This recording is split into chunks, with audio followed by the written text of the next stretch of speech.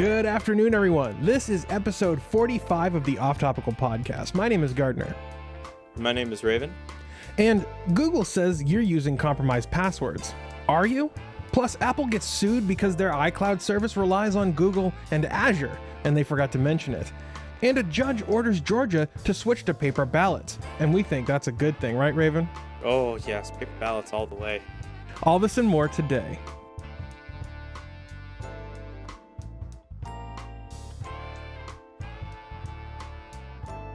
All right, first story today. Google says you're using compromised passwords, even though you know that they've been compromised. Did you read this story, Raven? I haven't read this specific article from ZDNet yet. However, Google has been saying this for a while now, actually. Yeah. You know, I've been hearing it, for like the past year at least about it. Yeah. Essentially, what they're saying is that people get informed about a breach of their password, and yet they still use their password that has been compromised on other services. Wow. Yeah, and wow. I think that it might be a lack of understanding about what a breached password actually means. You know, like when your credentials are breached, I don't think the layperson understands exactly the implications of that. Or it happens so much, everyone's just kind of desensitized to it, you know? Because there's so many breaches these days. They're just like, ugh, another one? I don't want to change it. Whatever, screw it.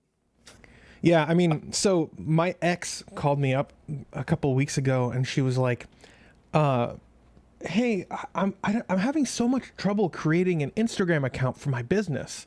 And I'm like, really? That's weird. And she's like, yeah, and I can actually see the account, but I can't log into it. I'm like, what's wrong? She's, oh, well, it says that there's like, what I can't remember exactly what she said, but like, it said there were that the credentials, there was something wrong. The account was like fishy. And so they like disabled her account, but they could still see it. And she like literally just created the account. It still exists on Instagram, but she's been locked out of signing into it. And I'm like, okay, that's weird. Now she gets to go through the fun proving that it's her and all that other crap. Right. So, but this is what happened. She used the exact same credentials that she used on a compromised website to create her Instagram account. The same email and the same password. And I'm like, that's your problem. Like, the problem is you use these compromised passwords. And she's like, yeah, but why would someone like try to get access to my account? Why are someone targeting me? I'm like, they're not targeting you. They have a list of known, email and passwords that they've been able to corroborate across all these different leaks, and they just spam logging in with those username and passwords. They're not targeting you, but when they get access, then that's like valuable to them, having like a bunch of compromised Instagram accounts. So it's like people don't understand that the individual isn't being targeted. But if your data has been leaked, if your compromised passwords and email addresses are out there or usernames are out there, then people are if you use them somewhere else on the web, they're going to be compromised, and those accounts that you have are going to be compromised too. It's like people don't understand that. Yeah, no, they really don't.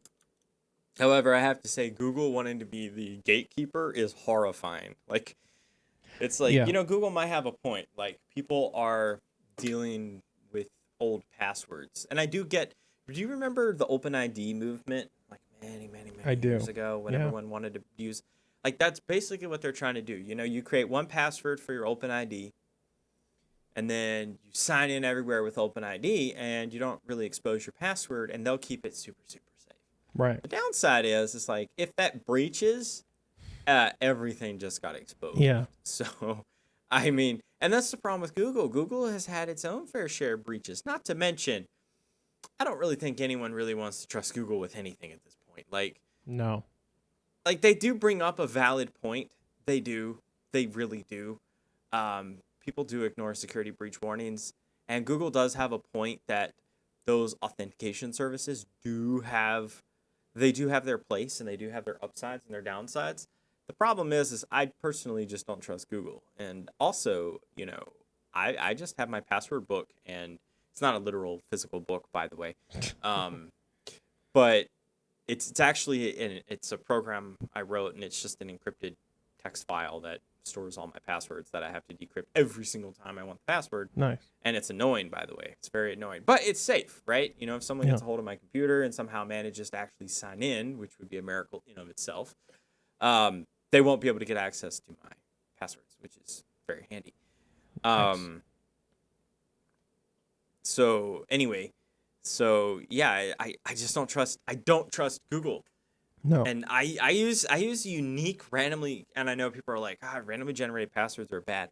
Randomly generated passwords are only bad if you have to remember them to put them in. Yeah. So if you have like what I do with a password book, by the way, it sucks when I have to use my phone to sign into my bank, because my bank is only, my bank will only allow 32 characters. It drives me insane. Yeah. And it won't allow special characters. My bank only allows 24 characters. That is stupid. Yeah. It's not like I keep my money there or anything. So anytime I have to sign in on the phone app, because I'm sure your bank allows it too, probably, but like you can cash checks and various other things like from your phone. And anytime I want to do that, I'm like, like sometimes I'll go days without cashing the check just because I don't want to sign in, because it takes me forever to sit there and put in the password, because it's 32 characters. And it's all uppercase, lowercase, and numbers, and it takes a while. Raven. I don't know. Why are you using a bespoke solution when you can have something like Nextcloud passwords? Because I don't. Well, for starters, on my phone, I really don't want my phone having any of that information on it anyway, because it's an Android. Well, once I have my Purism phone, I will probably switch to that. So then I can just. Actually, at that point, I might just write a similar tool to my password book and put it on there, so I can just copy it over, and not worry about it. But for right now, I trust my Android phone not very much. No, I don't trust my Android phone that much. But on the same token, I need convenience. Like I can't. I'm fine with being inconvenienced for certain things, and signing into my bank on my phone is one of those. Yeah. I only use it to cash checks, because it's like I have a computer, and the app on the phone, it's not bad, but it's much easier to see everything on my 4K monitor than it is. I have to scroll less, so I prefer to sign in from my computer. Yeah. Personal preferences, But as far as Google goes, I mean, really, would you be fine with Google having a password? And then, just letting yourself sign in with Google ID or whatever the hell they're going to call it. No. I mean, they already have it, but I assume they were going to come up with something new. Yeah, so that already exists, and Facebook and Google have been doing it forever. I do not like that. I don't use that. That's there are a terrifying few places I have to use it, and it sucks. Say what? There are a few places where I've had to use it before. Like if you want to use the default game engine, it's by the people that King, I believe they make Candy Crush and a bunch of other stuff. They have their own open source engine. Oh, okay. Called Default, and it's great. Like, don't get me wrong, it's open source. I think it's open source. It's free at least. And they update it every 2 weeks, and I was trying it out the other day, and I was like, I was actually pretty impressed with it. By the way, like it's pretty cool to see like a big company like that. I've known about it for a couple of years, but I've never really tried it. But it's really cool to see a big company like that just release their entire tool set for anyone. Yeah, that's really cool. Anyway, back on topic. Dude, I had to sign in with my Google ID to be able to download it. Ugh. And I was like, how do I create an account? You can't create an account. You have to use the Google ID. And I'm like, on the one hand, I kind of see why they did that, because they don't have to worry about storing anyone's crap. Yeah. On the other hand, I was like, ugh, because I hate linking anything to my Google account. I hate using my Google account. Yeah. Let me put it to you this way. My Google account should only exist for YouTube and nothing else. And so far, that's pretty much all it exists for. I've been able to keep it that that's all it exists for. Yeah. But I there should be like an open standard for authentication. And I you know mean like there's OpenID? yeah. Well, I know there's OpenID, but it's like how many sites actually implement that? None. I think they shut it down. Oh, did they? Maybe they didn't. I don't know. I haven't seen it in forever. So it's entirely possible it still exists, but no one uses it. Yeah. But like I said, I totally understand. Like, you want OpenID, and I would prefer that. But at the same time, we already tried that.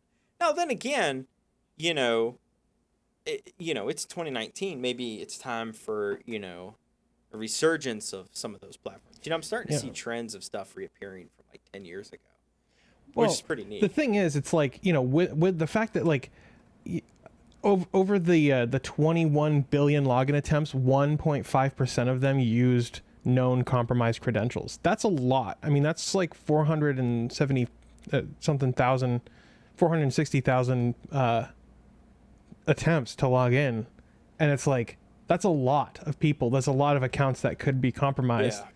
And people are very bad at passwords. Tell me about it. It's like, tell me about it. It's like, you were saying earlier, you said something like people say that, randomly generated passwords are bad. They're not necessarily bad, but it's bad for your grandma to use randomly generated passwords because she will write them down. And when you write them down, that's a huge breach right there. There's so much potential for that to leak. And it's like, what we need is a simple platform that allows for authentication, like public-private key exchange, or public key exchange for logging in and stuff like that, where it's abstracted away from the end user, so they don't have to actually know what's going on. Oh yeah, you know what? I totally agree, and I'm with you. Like, I mean, it won't be for me. I will continue to use, my million or so randomly generated passwords, and when one of them gets compromised, I just go in and change the randomly generated password. Yeah. And I haven't changed my Google one in a while, but it hasn't breached, so I'm not really all that concerned. I think it's 120 characters or 128, something like that. Nice. Yeah. It'll never be brute forced, but it might Google be dropped one day. Password is, I think it's like 60 characters. Yeah, I go for the max of whatever it is. I know it really doesn't matter because no one brute forces even 16 character passwords. But, right. I'm like, screw it. I'm gonna eat up some database. Nice. Doesn't really hurt me anyway. I'm just copy pasting it. So a lot of I read a study a while ago that said that a lot of password hashing algorithms, even if they don't have like a character limit, they do, and they'll just chop off the last n characters and then encrypt the first however many characters that there is, which is crazy. Did you know? I don't know if they still do this or not. No one bite my head off or anything, but did you know for a long time, and they might still do this, I don't know. Did you know that Blizzard would force lowercase all passwords? I did not know that. Yeah, for World of Warcraft, because World of Warcraft used to get really popular, and back in the day, it was I don't remember it being like super hard to reset, but people like would call Blizzard tech support to get their passwords reset. I don't remember if that was like a forced thing or like they tried to sign in too many times and they got locked out or whatever. But them forcing everything to be lowercase heavily resolved the problem at, of course, the expense of security. I do not think they do that anymore. I think they finally learned their lesson. I do know that during Diablo 3, however, my account got compromised about every half hour. Oh my God. Yep, because they had like exposed IRC channel, for their chat. Yeah. And they were just able to somehow spoof my password. Sorry. I remember how it worked now. So basically, because they had an IRC channel, they were able to switch to my username. And then, the system would flag it and it would boot me out. That was a widespread problem on launch day. They fixed it after a couple days, But I remember being really pissed with tech support because, I just bought a game for $60 and I wasn't able to play it for 3 days because for some reason they just kept changing themselves to my name and I kept getting locked out. And it would take so long to get it reset. Because, I'd have to sit there on the phone for 2 hours listening to god-awful music. Yeah. It's like, you're Blizzard. Can't you just play, like, the World of Warcraft OST or the Diablo OST? No, you have to play, like, fucking elevator music? Are you kidding me? Oh, it's bad, dude. It is bad. Yeah. It's like you have this amazing musical score, and you won't use it. I don't know. Maybe they do use it now, but I remember elevator music. It could have just been I was so angry. That's all I remember. But yeah, I remember yelling at the poor lady, like, why is this happening? Why does it keep happening? Because, I couldn't even get into the game. I'd create a character, and as soon as I'd sign in, someone would have already switched me and booted me. Yeah. It turns out if you're going to use IRC, you shouldn't allow people to switch their usernames. It's just not a good idea. Yeah. Yeah. It's stupid. But yeah, I don't foresee this going well. And, right now, with all the leaks, and there was another leak this week showing that Google does have blacklists, which is super cool. Not really. Where's the trust in Google? I mean, they do, like I said, they bring up a valid point, but why should we trust Google? I mean, I don't. Yeah. I mean, it was just last year in 2018 that they were working for the Chinese government to build a firewall that they also claimed that they haven't worked. They claimed before Congress that they haven't worked with China since 2010, even though they had that firewall project in 2017 leading up into almost up into 2019. They were like, yeah, we've never worked with them since then. It's like, but you had this really big project and your employees walked out in protest of it. Yeah. It's really weird. I'm surprised no one in the government called them out on that shit. But whatever. Yeah. It's we're supposed to trust them though. Yeah. They have our best interests at heart. Yeah, I don't trust Google at all. Not one iota. When they do research like this, I find it interesting to read. But I'm not. I don't trust them. Yeah, and they do. They bring up a good point. Like they actually bring up a good point. Like just because it's Google doesn't mean we should dismiss it. Like right. They bring up a legitimate point. They just shouldn't be the ones to fix it. No, yeah, they should not be the arbiters of passwords or login authentication. Yeah. And neither should Microsoft. I think it should be like an industry standard where all these companies have to work together. Like maybe they are required to by law or something. Because this is too big to have one company like Google, control authentication. It has to be an open platform that's controlled by, public interest. Free Software Foundation. By what? Let the Free Software Foundation run it. Yeah, that's the entire code and system will be open source. Yeah. They actually have a pretty secure website. In fairness. Yeah. Well, they actually do. They would run it, but they wouldn't get anything implemented before the year 2044. No, it would take forever. It would take absolutely forever. Of course, it could be due to the fact there's only like 13 of them. Or the EFF could run it. Oh, yeah. That would work. They're pretty good. Yeah. They have a nice legal team as well. I like the EFF. Yeah, I do too. Yeah, I like their... they have the Let's Encrypt. And Let's Encrypt is awesome. Yeah.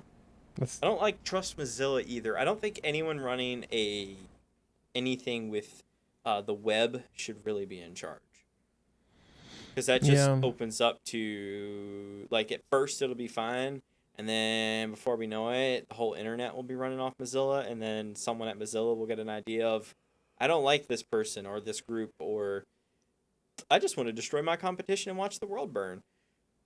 Right. Like, because everything's a slippery slope. No matter what, everything's a slippery slope. So should always, that's why diversifying power is nice, but what do you guys think? Do you think we're living in a fantasy world? Let us know in the show notes, forum.heavyelement.io. We want to know what you guys have to say about passwords and what can be done to fix the problem with user authentication. forum.heavyelement.io. You can also hit us up on Twitter. I'm at the Linux Gamer, and he is at Raven67854.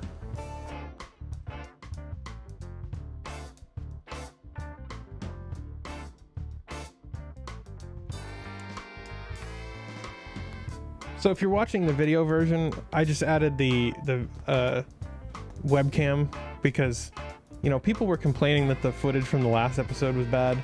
That was because it was coming from a camcorder, a cheap old camcorder. And so I wanted to just switch this over to have something interesting to look at. We're still figuring out what to do on the YouTube channel. And if you're not subscribed already, head over to youtube.com and look for Off Topical, the Off Topical podcast, because we actually have a YouTube channel now. All right, next up, Apple was sued for not disclosing that iCloud storage relies on third-party services. Are you surprised by this at all, Raven? No. You know, on the one hand, I wonder what this argument is going to be, right? Because they claim in their terms of service that it's only stored by Apple. And when you get an Amazon, you know, instance or a Google instance or Microsoft Azure instance, whatever, you know, you effectively rent that storage. Yeah. So Apple could make an argument that it's no different to rent that cloud space than it is to buy server space at, you know, some random data center. And I'm wondering if that's the argument they're going to make. Am I surprised that they store it on a cloud? Good Lord, no. I mean, like 99 cents gets you like a terabyte of information. Hell yeah, they're storing it on cloud platforms. Oh man, like I was I thought that it was public knowledge that iCloud used Google Cloud Service. I didn't know that it used AWS or Microsoft Azure as well. You know, it probably uses all three, and all three store the same data, and they just they're you can't get it from one instance. Yeah, it would not surprise me because you know they have a sweet deal with all three companies. Oh, of course. So, yeah, I just can't believe they can afford it at 99 cents a month. Right. Yeah, I mean, the more data that you store, the higher that goes, obviously. But yeah. But yeah, like, you know, essentially what Apple customers are mad about, and they're rightfully so, is that when you look at the contract for iCloud, it basically says when iCloud is enabled, your content will be automatically sent to and stored by Apple. And that is, you know, not necessarily true. No, it's not true. But like I said, they could probably make the argument that they rent those servers and therefore under their control. Like they rent that space. And in the article that we're talking about here, Apple says that they encrypt all the information before they send it to third parties. But that makes me wonder, where are they encrypting it? Yeah. Are they encrypting it on the device before they send it out? Is that why the device gets really hot whenever it syncs with Apple? Yeah. I don't think that's possible because it doesn't get hot when it sends it to the thing. So I don't know. And you know, too, this was probably a stopgap as well. Like, because it says at the end of the article that they plan to invest $10 billion in the U.S. to expand data centers. Like, they're not going to build they're going to build data centers, but they're also going to, you know, literally rent huge spaces in other data centers, which means they're going to have to build new buildings just to store Apple's crap. Yeah. Which is fine. But, I mean, on the one hand, I do see where people are worried, but on the other hand, I don't personally view it too much of a difference between renting the space in a data center you don't control and Amazon Cloud. I really don't. Because anyone can access the data at either instance. I'm not going to argue about which one is easier or not, because that really just depends. Do I think it's kind of misleading? Yeah, I do. But on the other hand, I personally just don't feel like they have much ground to stand on as far as the suit goes. But we'll have to see, because right now tech companies are hated, so in public opinion will shift a lawsuit. So yeah, absolutely. my question is, why should the richest company in the world be expected to shell out cash when they can save money and and rent servers? You know what I'm saying? Like I said, I think it was a stopgap. Like I think they needed Yeah. time to start building their own data centers and renting data centers. And when they launched, iCloud, I don't really think they were expecting, what they got. Like I don't think they were. I mean, I'm fairly certain they knew it was going to do well, but I don't think they were expecting it to do that well. You know what I mean? Like, because iCloud's pretty damn popular. Yeah. I mean, my boss uses it to sync her files, and she also uses, dude, it's so messed up, dude. My boss from my old job, she uses OneDrive, Google Drive, and iCloud, and it's like, For all the same what? data? No, not for all the same data. Some things are stored on OneDrive. Can you get iCloud for like a Windows computer? Can you get iCloud there? Yeah. Oh, You can log in through the browser. I know that much. Oh, okay. Okay, Yeah. fair enough. Hey, fair enough. Their website is so weird. The iCloud website, dude. Apple's websites are very weird. Like the way they function, not necessarily visually, but the way they function, they are rather strange. Yeah. Their website, I don't know what the heck is going on with it, but it literally looks like there's like footage, screen captures going on their server, and they're streaming you video. Like the entire website interface just looks like rendered, compressed video. It's so strange. Anyway. Yeah. Well, I mean, look at this. Speaking of misleading, this is the Apple Card, a new kind of credit card created by Apple, not a bank. Except they're running it through Goldman Sachs. Yeah. Like, I suppose you could argue Goldman Sachs is not a bank. It is a bank, but I suppose you could maybe argue that. Right. I wouldn't try to argue that. No. Like, I will say this though, they have some pretty neat ideas for their card. Actually, some stuff that I wish my Visa card would get, because I like the whole. They have a system, and wherever you swipe the card, it registers that location with their system, so that's actually kind of neat. Like I don't really like it because it's tracking me, but considering they already knew where I was anyway, because they know where they know the business where the purchase was made. So, it's like they're going to know anyway, but I do like that whole interactive map thing, and you can see it and you can pull it up, and if you didn't make the charge, you could just push a button and dispute it like right then and there. I actually like that feature. Yeah. I mean, I've never had my credit card stolen before, thankfully, but that's a really neat feature. Yeah, that seems interesting, actually. Yeah. There's a lot of... I think banks should be afraid of tech companies, especially because they are like one of the slowest to innovate. And yes. And it's that's why they tried to beat down Wal-mart for trying to get a bank. They all the banks joined together. Could you imagine if Wal-mart launched a bank? Oh, we're going to talk about that, my friend. Oh, we're going to talk about that? Because Walmart is going to get their bank. Like they are finally going to get their bank. Yeah, well, the last I don't mean just cryptocurrency. I mean they are literally going to have a bank in every single Walmart in the world, because they already have that. What do they call it? Do you remember what they call it? Western Union? That? No. They have that. They actually sort of have a bank, but not a bank. What's it called? I forget what it's called. I don't know. Some Walmarts have it. They're like related to Walmart, but it's not a Walmart. I have no idea. Anyway,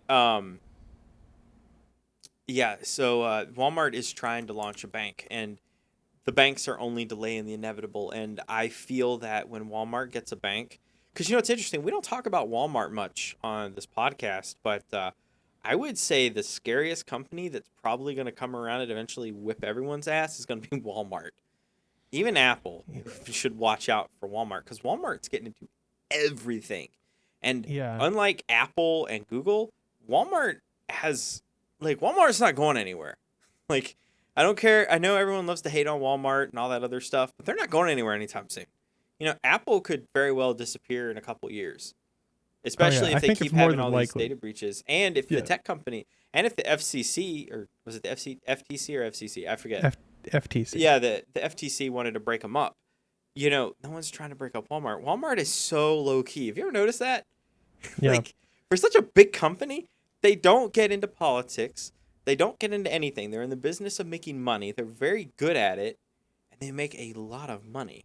Now, granted, they don't make as much profit as Apple because they have significantly more overhead, but they're actually surprisingly really diverse.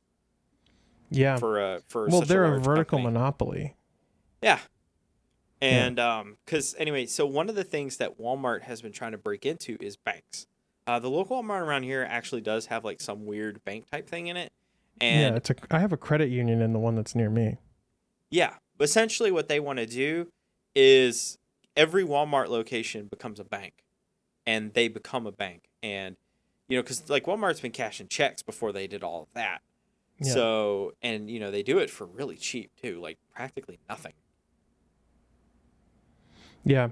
And it makes sense. You go in there, you cash your check, you give them $5, and then you go and spend all your money there. It's like, yeah, Walmart is a predator, and I think that they need to be broken up just like the rest of these companies. Oh, yeah, they totally do. But I hope that Apple, Microsoft, and all these companies do watch out for them, because Walmart's getting into game streaming. Walmart's getting into data centers. Walmart's getting into banks. Walmart's getting into cryptocurrency. And Walmart has the clout and the money to back all of it up. I mean, so does everyone else, but, Microsoft has run out of, I guess, expendable cash. And I would say a large part of that is buying LinkedIn for almost $30 billion. How was that deal, by the way, Microsoft? Was LinkedIn worth the $28 billion you paid for it? LinkedIn is worth more than GitHub? Are you kidding me? You didn't know that? Oh, no, really. I did Look know up that. LinkedIn. I knew that. I knew that. Yeah, it's ridiculous. Like, it's ridiculous. Yeah. That was like one of the things. They bought GitHub, and it was like $12 billion. Is that right? How much was GitHub? GitHub acquisition. It was $7.5 billion. How the hell GitHub wasn't worth that either. LinkedIn worth more than GitHub? I do not understand that. Yeah, LinkedIn was like 20-some plus $billion. The Microsoft Corporation paid so much money for it. Well, I mean, I guess like if there are, I think that there's the similarity between the two is that, GitHub has lots of like accidental, push requests or whatever with like authentication information in them. You know what I'm saying? And if CEOs are like sending each other like, private information through direct messages on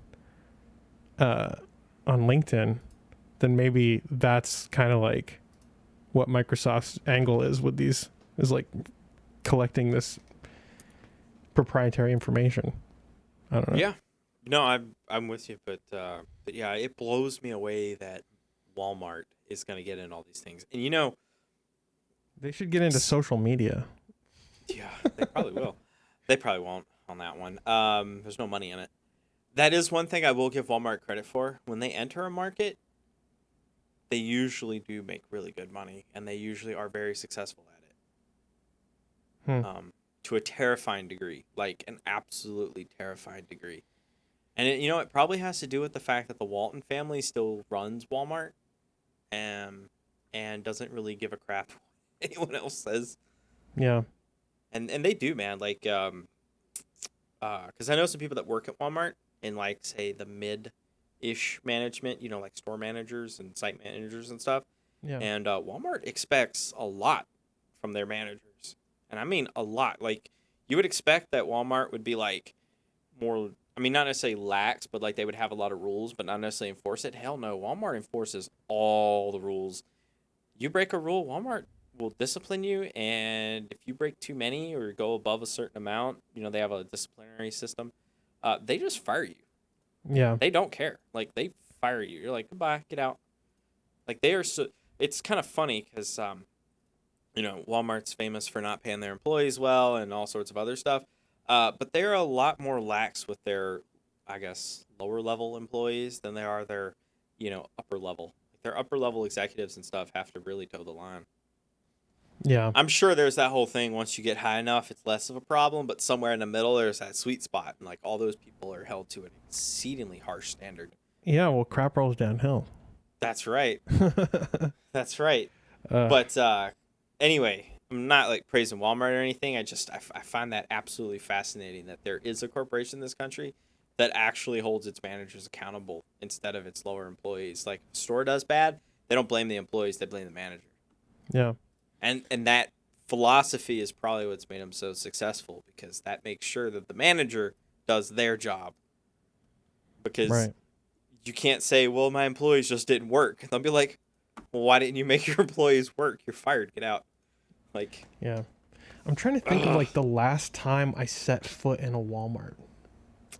I set foot in a Walmart the other day for ice cream, and I don't regret it. I paid cash. I don't think I've been in a Walmart for like 11 years. Yeah, but you don't have a Walmart near you. No, but I mean, the closest I used to live near a Walmart like 8 years ago. And yeah, I haven't been in a Walmart for years before that. Yeah. I mean, Walmart's not really my favorite place to go. I mean, yeah, everything they have there. I mean, I don't like the produce from there, obviously. I shop locally anyway. I'm one of those people. I like my local food. It's cheaper. I mean, I go to the co-op, the farmers market, and the grocery, the local supermarket. And it's cheaper and awesome. Yeah. Well, it might not be cheaper, but it is awesome. But given where you live, you don't really have much of a choice. No, dude, I like this. This is truly off topic. Anyway, so Walmart is expanding. Walmart is also expanding in artificial intelligence quite heavily. They're investing billions into artificial intelligence. Because, Walmart already, and grocery stores already have this, where they have those robots that go around and clean the store. And they have those robots that go down an aisle and do inventory for the whole damn aisle. I mean, how long does it take a person to inventory in an aisle? Quite a while. Yeah. How long does it take those robots from the time they enter the aisle till they leave? Like, it's amazing. Like, it's really cool how far we've come, because we're both 90s kids. We remember the 90s. The 90s was a weird time where, like, we had the internet, we had computers, but it was still kind of like before all of that. Yeah. You know what I mean? And now I'm an 80s kid. I was born in the 80s. Yeah, whatever. You're literally a single year older than me. You are not an 80s kid. You are about as much of an 80s kid as I am. Yeah. But you know what I'm talking about. Like, yeah. It's nuts where we've come. And some of the stuff is like really, really cool. Like Amazon's store that has some issues, but for the most part functions just fine. Like, that's really cool, like, being able to just go around, pick up your stuff, and then walk out. Like, yeah. It just pays. I had that idea like 15 years ago. I was like, why isn't that a thing? Yeah, and we know why it's a thing, because it's really damn hard. Not to mention, you have to be really creepy. I mean, they have more cameras than a casino, man. Yeah. Like, they're everywhere. And it's not just for, like, shoplifting and stuff. But, the funny thing is that store is probably teaching their AI a lot. About people. No, and they don't really do anything like when people like steal and stuff. And I was thinking about that the other day. Like, I'm sure they probably call the cops and stuff, but they don't like stop you. Although then again, they might not know when you're doing it. I mean, it's weird. People have stolen from that store, like purposely stolen from that store. It's weird because you can just put anything in your pocket and it doesn't care. It should charge you for it, but for some reason, it doesn't always do that. I don't know. I don't know if it's like a software thing. They don't realize that they're stealing or what.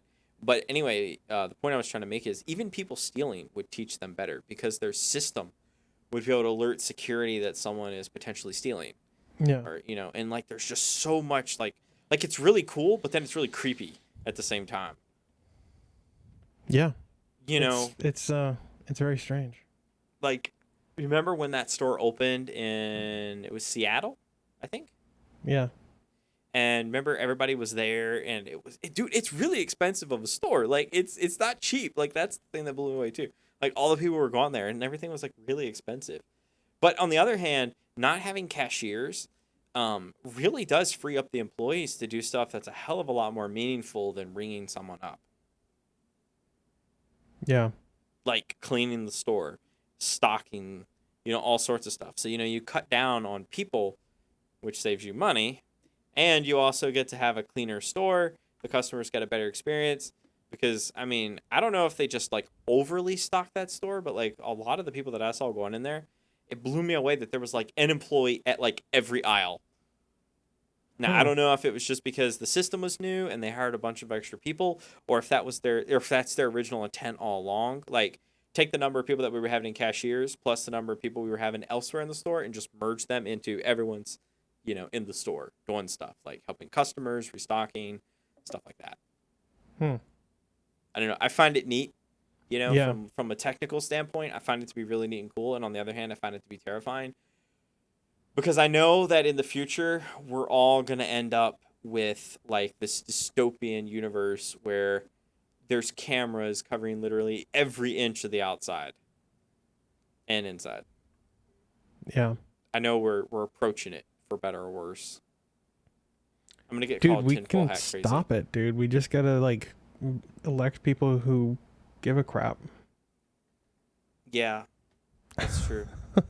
That's true. Let me know when you find someone that actually wants to do that. Let me know when you actually find someone that wants to do that. Well, I mean, I'm not going to be a cynic, and I'm not going to give up. That's my thought. I'm not saying give up. It's just right now there's no one. Yeah, I mean, I don't disagree. That's the trajectory we're on, but I think we can do something about it. Absolutely. So what was the original topic? We were talking about Apple being sued. Oh, yeah. Anyway, I think we have sufficiently exhausted that line of tangent. Yeah. I hope Apple loses, by the way. Just to end that on that note, I hope Apple loses because Me too. I just want to see Apple lose at this point. Like, I don't like Apple. I find them to be very unethical. I want there to be precedent set that states that you can't just call something cloud. It's not the Apple cloud, it's not iCloud if Apple the company doesn't control, physically have control over the server. That's what I want to see. Anyway, what do you guys think about this? What is the most desirable outcome for this lawsuit? Let us know in the show notes, forum.heavyelement.io. We'd love to know what you guys think about this. R2KODJY. All right, Raven. A judge has ordered Georgia to switch to paper ballots for 2020 elections. Fantastic. What do you think about this? We should only be using paper ballots. I completely agree. About the only thing the only way to cheat a paper ballot is to literally load it up in a truck and run away with it. Like, there's no other way to cheat a paper ballot. Paper ballots are the only way we should vote. And because completely agree. I've never ever had because like in my state you can request a paper ballot. Which is funny because if you request a paper ballot, they're like, no. And it's like, well, you have to. And then you have to stand around for an hour and wait because they don't have any. But the electronic machines around here are probably just as bad as the ones in Florida. Like, you'll push candidate A and it'll switch to candidate B, and then you'll push candidate A again and it'll switch back and it'll stay, and then it'll switch back. Or you'll push for candidate B and it'll switch to candidate A. It's like, like it's not, because I know a lot of people are like, it's cheating for whatever, and I'm sure there are instances of that happening. But at least in this area, it's just the machine is so shitty. Like, I've pushed a button and it changed an answer above because the touch sensitivity on it is so bad. Oh yeah. Like, it's just atrocious.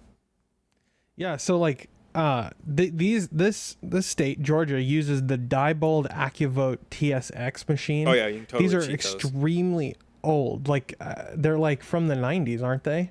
Yeah, I believe so. Somewhere around there. The hardware and software date back to around 2005, according to the article. And that is just kind of atrocious. Yeah. Like the fact that, first of all, hold on. We were talking about earlier about Walmart, Yeah. right? Walmart could do a better job. Walmart, I'm not going to say that, but what I will say is that, you said, I will give Walmart credit because they don't enter a market unless they know they can make money. What the hell is Diebold's thing here with producing AccuVote machines? These machines are used once, maybe twice a year. Yeah. It's like every voting machine that's operated in the United States has these flaws and has since forever. And you should look at who some of these machines are connected to. Like, dude, really look at who owns the machines. Like, yeah. Mitt Romney, when Mitt Romney ran, he owned the company, one of the companies that makes the voting machines. Yeah. And various billionaires. It's funny because we're not talking millionaires, but quite a few billionaires own companies that make voting machines. Yeah, you want to talk about government waste? Yeah, voting machines. Yes, machines. Paper is much cheaper, and you know what you can do with paper when you're done? You can just throw it away. It's not gonna do anything. Recycle it. Yeah, you can do that too. You can let nature recycle it, or you can just do it yourself. Don't use all that crappy paper that has all that crap in it that makes it not recyclable. But yeah, just use paper, just normal paper, everyday paper. Yeah, because it's ridiculous. Well, yeah, and these machines, it's not just like the conspiracy theorist and you and myself that think this is a bad idea.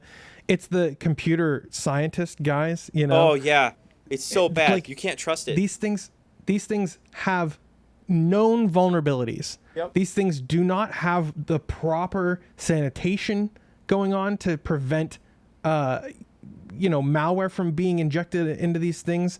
They might not be connected to the internet, but there are devices surrounding them that are. And it's like, they're not reliable. There's no chain of there's nothing. They can just, there's no quality testing there's no at all. auditing. It's bad. They do the audit one time. It's so bad. Before they push them out, and then they never see audits ever again, it seems like. And you know how good audits work when you look at what VW did with their diesel is testing. super clean. Oh, dude, these things should not be allowed anywhere. Voting machines should be completely banned. You should have to vote by hand with paper in person, in my opinion. It's not like you have to do anything special. You just put a mark through a box. Oh God. Yeah. Like, oh my God. It's so horrible. Even the frickin' machines that count. I think that you shouldn't even have electronic counting. It should be counted by hand. A lot of it's done by hand. Yeah, a lot of it's done by hand by the area. When I moved from where I used to live to where I live now, they have people. They used to have people that counted by hand, and now they have voting count machines. So you have a paper ballot. I mean, your area has 2,000 people voting. Wow. It shouldn't. You know what I mean? It shouldn't be that hard to vote. Count 2,000 ballots. Right. It's so stupid, and it's at least there's the paper trail of having a paper ballot at that point. Yep. But still, it's who said that machine is reliable? No one. Now, granted, I think the machine, I literally think the machine that accepted my votes the last 2 times was made in the 80s. So it's probably, you know what? It's probably more trustworthy. It probably is because it's super simple. But these things are just run off government contracts. They're literally just a scam. They get paid a ton of money and they produce a mediocre ass machine. It wouldn't surprise me if they outsource it, internationally to India or something. They just find some random guy. Hey, want to make $10 an hour? Yeah, sure, whatever. Boeing. Oh, that still makes me chuckle. Because that error is from outsourcing it to some dude in India for $15 an hour or $12 an hour or something like that. Right. Yeah. It's just it's so bad. Paper solves all the problems. I wish my state would switch to paper. I wish all 50 states would switch to paper. I doubt California will ever switch to paper. Because they'll just claim, I don't know, it's environmentally unfriendly. I mean, it's paper. if it's recyclable paper, it's like just turn it into toilet paper for prisons or something. like, I mean, if it's reused, man, it's all good. Like, just don't waste it. And like after it's done, we don't keep it anyway. Burn it. I don't care. Recycle it. Turn it into compost. Paper, dude. Like it doesn't matter. One of the funniest things I've ever heard. That's so funny. Dude, where do you think a lot of that shit goes anyway? God. Prisons get a lot of recycled goods, man. Yeah. Gotta save that money. And they don't need nice stuff anyway, apparently. Probably why they're always so angry. But yeah, I think it's great. And I like this ruling. This judge wasn't having any of it. This judge was like, look, if you can't implement this by 2020, then paper ballots. Like, I liked that ruling. Because, like, I'm all for fair and honest elections. I personally don't really care who wins. Because, you know me, I don't really think it really matters who wins anyway. Yeah, you're a cynic. I am. You're a Rick and Morty fan. Yeah, you sound smart enough to be a Rick and Morty fan. I do like Rick and Morty, but the earlier seasons. I don't know if we'll ever get season 4. But yeah, like I said, I really just, I enjoy. How am I going with this? Anyway, paper ballots. I enjoy fair and honest election. Yeah. So I enjoy fair and honest election, and I think the best way to do that is paper ballots. Paper ballots is just I would agree. Great. Like I don't think anyone can argue I don't think anyone can argue against paper ballots. Like if you have an issue with paper ballots, like I can understand like some people having like a disability, and they're a very small portion of the population, so just assist them with it, Absentee ballots. That's what they're for. Yeah. There's many ways to accommodate. Yeah, there's plenty of ways to accommodate, and none of it costs you money. Right. A lot of people think that, you're disenfranchising or whatever it is they say. I'm like, but there's like a million different ways to vote. Like, if you want to vote, you may have to put in effort. Like, it takes effort to go down to the polling station. Yeah. Especially when you don't want either candidate to win. So, yeah, it's just, come on, people. But yeah, paper ballots are awesome. And like I said, I don't think anyone can go wrong with paper ballots. I think that paper ballots, I just don't feel like anyone with paper could, be against paper ballots. Yeah. Because they're just so perfect. There's only one reason to want anything other than paper ballots, and that reason is you want to steal an election. Yes. And legit. And to get politically, I'm a hardliner on this. Voter ID, just to throw that out there and get attacked in the podcast. Voter ID, I cannot believe it's not a thing in the United States. I mean, I don't necessarily think that's pretty much every country except us has voter ID. Really? Yes. You should look into it. Like, there's nothing wrong with voter ID. Like, that's the thing I don't understand. Why is voter ID such a big deal? You want to prevent people from stealing an election? Voter ID. I don't like IDs. Yeah, well, sure. Period. You know what? You can go be an anarchist somewhere else, but but I get what you're saying, but it's like voter IDs are great because that's the thing, you want to make sure that someone only votes once, and you want to make sure that they're actually capable of voting legally. Like, that's it. And they don't cost anything. Like, they literally don't cost anything. Like, if the government has to foot the bill for that, I'm fine with that. Anything to cut down on corruption. And let me tell you, man, stealing elections is probably big money in this country. So probably, if we can get rid of that, we just got to start chipping away at the corruption wall. Quite frankly, voter ID is how you do it. Okay. Yeah, and then paper ballots. We'll agree to disagree on that one. Really? But paper ballots, definitely. Yeah, you got to have. We can high five on that. You have to have paper ballots. Like, you have to. Yeah. What do you guys think? Do you think that there's a way to have fair and honest elections with a computerized digital ballot? Let us know in the show notes, forum.heavyelement.io. Or if you agree with us, you can leave a high five emoji. I don't think there's any way to do anything good with an electronic voting machine. No.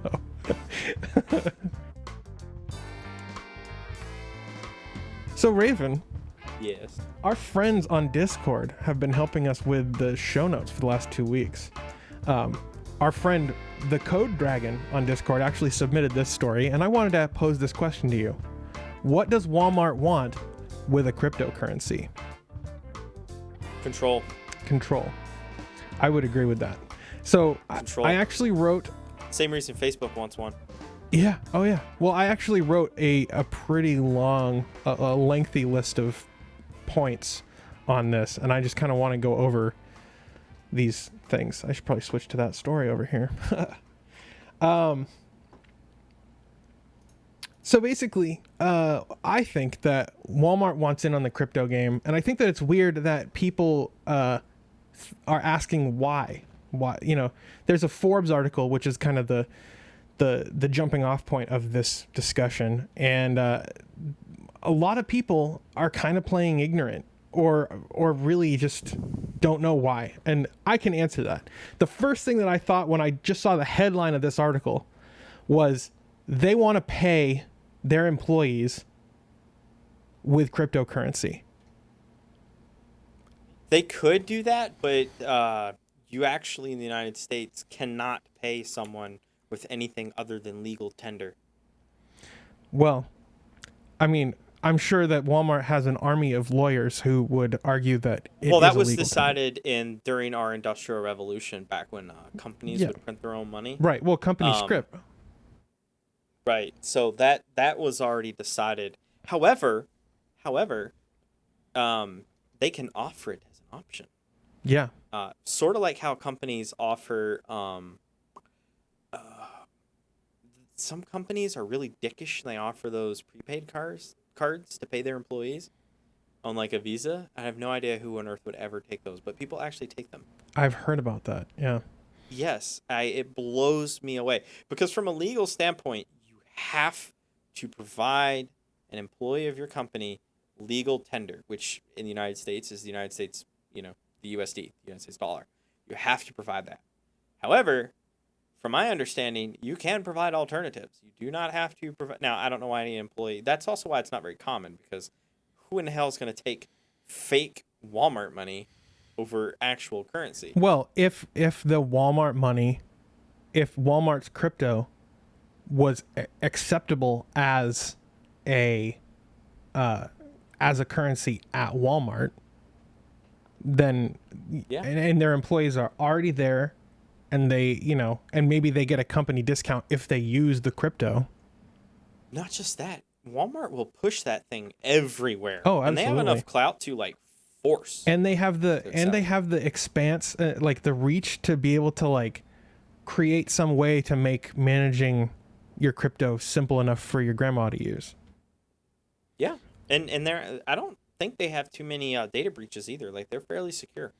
Walmart takes that stuff fairly seriously. Ugh. Yeah. Well, that kind of brings me to the other thing that I thought is that low-income households that find banking expensive. Oh wait, no, this is from the article. This is from the article. What I said was that they want to be a bank, but with their monopoly money. That way, there's fewer, if any, regulations for their poorest and most vulnerable customers that they could take advantage of. And when I read the article, what they said is, quote, low-income households that find banking expensive may have alternative ways to handle wealth at an institution that can supply the majority of their day-to-day financial and product needs. Could you imagine if Walmart finally got their banking approved? Finally got their bank approved. The one that they've been trying to get for over 10 years now. And then they dropped a cryptocurrency. I could not imagine a more dangerous combination. Yeah. Because a lot of their employees would bank at the Walmart bank, because Walmart would be like, hey, guess what? We're like credit unions, even though we're not a credit union, and we don't charge you money for checking accounts or savings accounts or anything. So then all their employees put all their money in that. And then they come out with a cryptocurrency. And then they're like, hey, we'll give you 10%, 15% more wages if you use our cryptocurrency, and you can use our cryptocurrency and for a very small fee, turn it into, the equivalent, whatever it happens to be worth in USD. That would be terrifying. Yeah. Because that, one, would enable them to actually probably get around the legal problem of having to pay employees in USD, because almost every employee would take it. And it would really push their currency. I mean, they have 2.2 million employees worldwide. Yeah. And that's just with the main company. That doesn't count like the branch corporations and all the other crap they own, because Walmart owns way more crap than people seem to realize. Yeah. And oh, dude, that terrifies the hell out of me. Oh yeah, dude, it terrifies me. And it's like, you know, I was talking about this with like some of my old coworkers, and the response that I got was an eye roll followed by, I was basically like, Walmart wants to have their own, you know, cryptocurrency, and they're like, oh, like Bitcoin? And I'm like, yeah, like funny money. And they're like, all money is funny money. And I mean, they're not wrong about that, but they're also not, like, I'm sick of that kind of mentality, dude. Like the nihilism and the absolute like disillusionment. It's like, it's worth something because everyone thinks it's worth something. And it's worth something also because it's backed by the good faith and credit of the United States government. What is Bitcoin backed by? What is Libra coin backed by? What would Walmart's money be worth? It would be worth nothing, especially when these private interests have control over it. Like, it makes me crazy, dude. I'm sick of nihilism. It's so toxic. And everyone, not just Rick and Morty fans, but like it seems like everyone is like overwhelmed by this sense of defeatist. Like they just feel defeated. They're like, yeah, everything's bullshit. Everything's bullshit and nothing means anything. And what even are traditions? And why should I even go to church? And like all this stuff. And it's like, I'm sick of all of that. I don't know. I'm going on a rant now. I'm done. No, you're good. You're good. I went on a rant earlier. I started talking about random stuff that had nothing to do with anything. The thing that really bothers me is that we have tried this before and it has been bad news, as you mentioned earlier, right? Company script, mining towns would pay their employees basically nothing. They would pay them money that was only valuable in the mining town. And that would force the employees to only shop at the company store. And it basically made them indentured servants to the company. And, you know, imagine if Walmart's crypto became the de facto payment method, right? Yeah. Like all of a sudden you have all these employees at Walmart who, you know, like 10 years down the line, who don't even know, who aren't aware that they can be paid with real money, with US dollars. That's the kind of issue that we face, dude. You know, you say that now, but you'd probably be amazed at how many people probably think it's legal for Walmart to pay them in, you know, not legal currency. Yeah. Because the reason how a lot of those places get around the prepaid cards is that those cards are in USD. Like, that's how they get around them. Right. Now, they shouldn't be able to do that anyway, but that's how they get around it. Because, you know, it's an old law. It existed before credit cards. So they get around it because it's technically still in USD, but this cryptocurrency isn't. So, you know, I mean, I don't know what they're going to do with it. Now, it could all just be in like a theory stage. Like they want to try and experiment and see.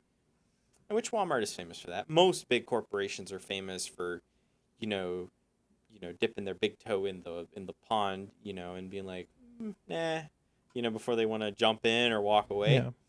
So it could be that they'll walk away, be like, you know what, this isn't worth it.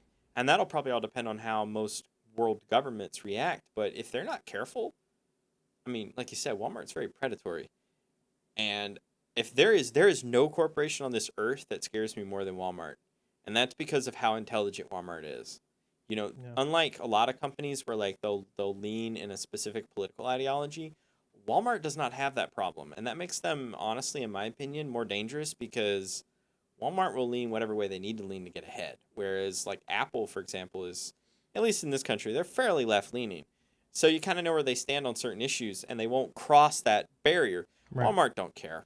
Walmart will go anywhere to make more money. They don't care what happens or what they have to do to get it. They'll just do it.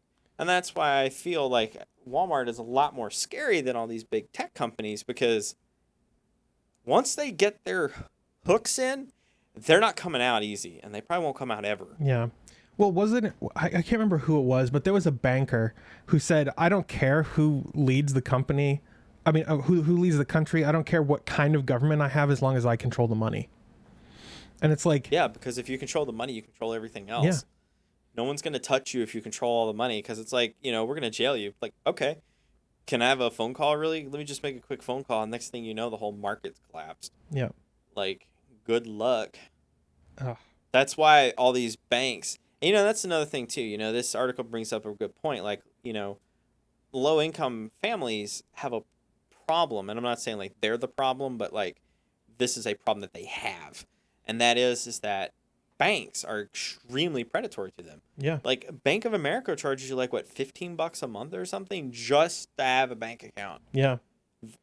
It's really funny because I've always had a credit union. Everyone in my family has a credit union. When I finally got old enough to have a bank, I obviously joined the credit union. I was like 22 before I even knew that banks even charged people money. Yeah. Just to keep their money.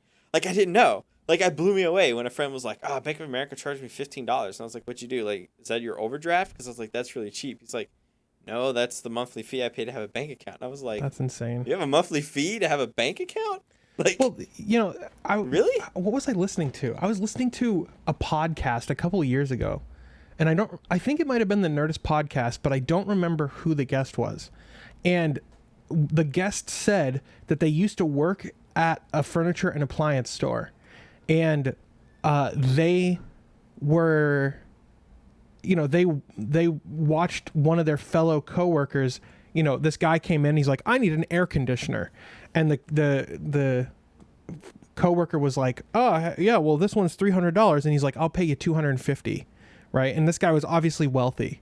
And he's like, "I'll pay you $250." And the guy's like, "How about, $275?" They haggled over it. And then this poor couple came in, and they had 2 kids with them. And the guy talking was the one who was, waiting on these guys. And the poor guy was like, "I need an air conditioner." And he's like, "Oh, it's $300. And the guy's like, he looks at his wife and he's like, "Oh, okay, I think we can swing that." And it's like, and I'm not saying that all poor people are poor because of X or whatever, but like, if you are in a situation, if you're like poor, there are many factors that factor into why you're poor. And some of it has to do with the fact that, you haven't been taught how to actually manage your money. Right. And it's like, oh yeah, that's like a huge, huge problem. And so if you're working at Walmart and you've never been told, "Hey, guess what? You can actually get paid in real dollars instead of, monopoly money," then perhaps you're not going to ever know this. And you're going to be stuck on this cyclical, venomous, destructive path to poverty. Dude, I don't even know. The only nice thing about the Walmart currency would be if you're an employee who accepts it really early on, because then you have the advantage of it ended up being like Bitcoin, where like you make the equivalent of $7.25 an hour, and then the next thing you know, you have like, a couple $100,000 or even a couple $1 million worth of Walmart currency, and then you just drop it. Yeah, but like that's the only real advantage. But seriously 10 doubt years that down they the road, would let that happen. First of all, if there was like any kind of what do they call that when the value inflates and then you can cash out? What's that called? I don't know the specific term. There's a term for it. They can't stop you from cashing out. It's just I bet you if you try to cash out and you make that money, they would charge you like a huge portion of the you'd added still value. Come out way ahead. But my point was more, only people at the beginning are going to benefit. Oh yeah. From it. The only people that are going to benefit from the Walmart currency are people who get in on the ground floor at the very moment it starts.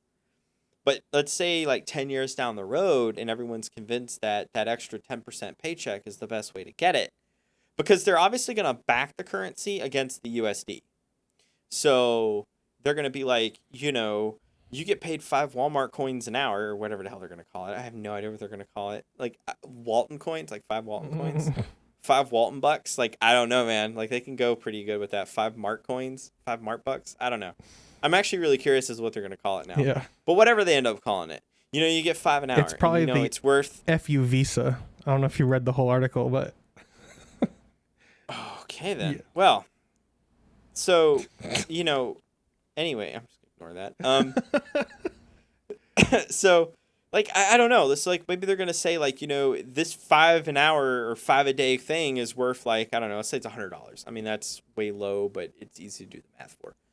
And then like we give you an extra 10% if you choose to get paid in our currency, and you can stop by our local bank and only pay like 1%, which means you still come out ahead even with the 10% bonus, to convert the money into USD. Well, that'll sound really appealing to a lot of people. Yeah. And because honestly, Walmart doesn't want the cryptocurrency to be volatile. They want it to be worth something, but they don't want it to be up, down, up, down. Like they don't want it to be like Bitcoin. Right. Because as great as Bitcoin is, it's all over the damn place. 1 week it's $1,000, the next week it's $20,000. They don't want that. That level of insane inflation is really nice if you're investing and all this other stuff, but it's not nice for stability. Especially when you're trying to like run advertisements and the currency keeps going up and down. So like one day it's worth like a nickel. So, they will want some level of stability, but it is still going to be a currency, so it'll still have fluctuations in values. So, I guess my point was hooking people on that and then appealing to them that, hey, you can still get USD, you can still convert it, just stop by our bank, or go online and you can go to like, because they're going to run like their own currency conversion center. That's going to happen. Yeah. And the difference between Bitcoin and this Walmart coin is I assume they will have the whole blockchain undone. So, like, it won't be like Bitcoin where it costs more money to, like, transfer it than it, because I hate that part about Bitcoin. How expensive computation. I'm right on that, right? Like, yeah. I'm not remembering crap wrong. It costs a lot to actually incentivize the blockchain to actually process your transfer. It's insane. Yeah, it's absurd. Like that's where Bitcoin fails, and that's where like a lot of the other coins are better. Like LBRY's coins are different. Like they own the whole chain, and it's basically done. Yeah. Same thing with Facebook, and I assume Walmart would be the same way. I'm sure there's others, but like that would be the advantage because it'll be like transferring it will be like going at an airport to a kiosk and handing someone $500 and getting the equivalent in Japanese yen or wherever you happen to be. Yeah. So, like I said, it could be really advantage. And if Walmart can get people across the globe to use it, that will be when we'll be screwed. Because the moment that happens, it's never changing because they could very well become the global currency.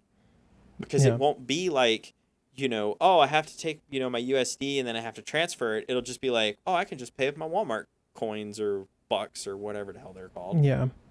I am in favor of the U.S. government issuing its own crypto. I'm in favor of cryptocurrency going the hell away. Yeah. Like, I get it. All the people are like, well, I like it because, it can't be tracked. Well, neither can cash. Yeah. So start using cash. Well, I can't use cash online. Well, buy a prepaid card. They don't cost anything. I mean, they cost a little bit, but not any more than dicking around with transfer fees for Bitcoin. Yeah. You buy a $60 game with Bitcoin and you spend $200 freaking paying the transaction fee. It's like, no. The thing is, I would like crypto to go away because I don't like it. I don't trust it. But the genie's out of the bottle. Like, there's no putting it back in. Yeah, it's not going anywhere. And everyone's going with it. I think that the federal government should issue its own digital cash. And it doesn't have to be like a cryptocurrency, but they can call it that just to like, I don't know, just to compete in that market. It doesn't have to be crypto, but you can call it that. You could call it like USB, like US bits or something. I don't know. Yeah, or instead of having one, they can just push a lot of regulation on it. There's a lot of rules. Like if you want to use a cryptocurrency in the U.S., it has to be backed by the dollar. I like that. Because Walmart has already said, apparently, at least in this article, that their currency will be backed by the dollar, which means that gives that coin a lot of stability, especially compared to Bitcoin, because Bitcoin is the most volatile cryptocurrency I've ever seen. Yeah. So yeah, I mean, like I said, I hope it goes well. I mean, I don't really want them to do it, but I hope if they do it, they don't screw over too many people. That's what I'm hoping for anyway. Yeah. I don't think I'm going to get that. No, I think that it's going to end up being a complete and utter disaster for everyone involved. Yes. I do think, though, that compared to Facebook, it has a lot better of a chance. And I think part of that is because Walmart is a retailer. Yeah. And Walmart has a much better, in my opinion, brand value than Facebook. Like, Facebook is definitely well known, but they're not really trusted. Yeah. And weird as it is to say, people don't like Walmart, but you never really hear people going, I don't trust Walmart. I don't And the trust reason for that is, yeah, I don't either. But you know what I'm talking about. Like, normal people will be like, I don't trust Facebook, but they never say that about Walmart. Yeah. Because to them, Walmart is just a place where they go and buy goods and walk away. Although Walmart has their hands in a lot of other stuff, no one really thinks about that stuff. Right. So, they have that perception going for them. And like I said, they're already a retailer. Like, what the hell am I going to buy with Facebook garbage? Yeah. No, really. What on earth is anyone going to buy with that coin? It's going to be for like Facebook Marketplace or whatever it is that they have. Well, who gives a crap about that? Yeah. Well, couldn't they have just come up with something like similar to like free-to-play games where they have their own premium currency? Because it's basically all Facebook made. Yeah. If that's all it's for, they just made a freemium currency, or and it's like, really Facebook? Like their currency is stupid. But the other thing is too, it's like they kind of want to do the same thing that Walmart wants to do. They want to like bank the unbanked. They want to like absolutely. They want to make payment exchanges online accessible to like people in Africa and stuff, like in rural communities. It's like that, and that's just as dangerous, I think. Like neither of these companies should be allowed to do this. No. Well, I think, like I've been saying the whole podcast, I think it's absolutely insane that Walmart stands a good chance against a bank. Yeah.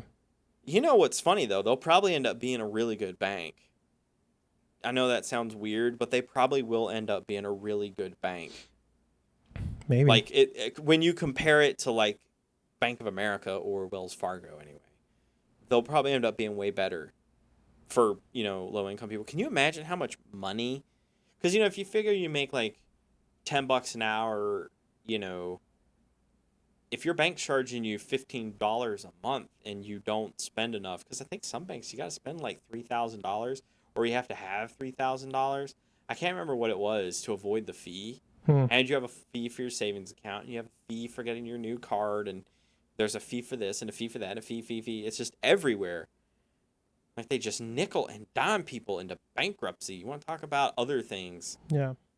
Taxes, So, anyway, my point was more, I was getting off on a tangent, stopped myself there. I was about to talk about taxes putting people into poverty. If Walmart came out with a bank with this currency and didn't charge like a fee, I could see them getting quite the hold in a market and hurting big banks.